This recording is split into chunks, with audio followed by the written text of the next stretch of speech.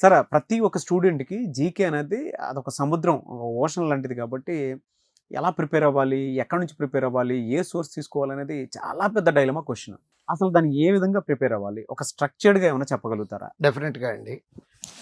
మొత్తం general studies అంటారు దీన్ని. జనరల్ స్టడీస్‌లో 10 సబ్జెక్టులు ఉంటాయండి. Physics, chemistry, botany, zoology, history, economy, polity, Geography, current affairs and computers. Okay. ఈ 10 సబ్జెక్టులకు గాను depending on the exam 25-30 marks ఉంటాయండి రైల్వేలో.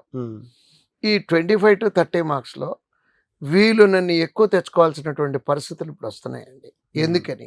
ఇంతకుముందు కొంచెం తక్కువ వచ్చినా కూడా జనరల్ స్టడీస్ తక్కువ వచ్చినా కూడా ఉద్యోగం తెచ్చుకునే అవకాశం ఉండేది. కానీ ఇప్పుడు కాంపిటీషన్ పెరిగిపోయి కట్ ఆఫ్ మార్కులు బాగా పెరుగుతున్న సందర్భంలో దీంట్లో మార్కులు రీజనబుల్గా రావాల్సిన పరిస్థితులు ఉన్నాయండి.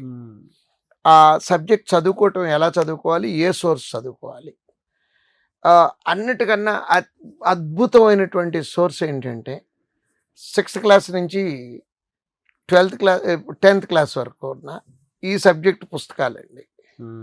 బేసిక్స్ అండి. ఓకే. స్కూల్ టెక్స్ట్ బుక్లు అండి, లైన్ టు లైన్.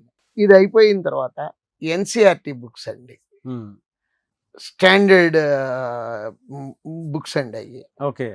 నెక్స్ట్ వీటిని బేస్ చేసుకొని మా బోర్డ్ కోచింగ్ సెంటర్లో ఎన్సీఆర్టీ బుక్స్ మొత్తం చదవటం కష్టం అనే ఉద్దేశంతో ఎన్సీఆర్టీ బుక్స్ని ఆబ్జెక్టివ్ కింద కన్వర్ట్ చేసి మనం మెటీరియల్ కూడా ప్రొవైడ్ చేస్తున్నామండి. మనం ఇచ్చే మెటీరియల్లో ఎన్సీఆర్టీ బుక్స్ మీద మెటీరియల్ ఉంటుంది.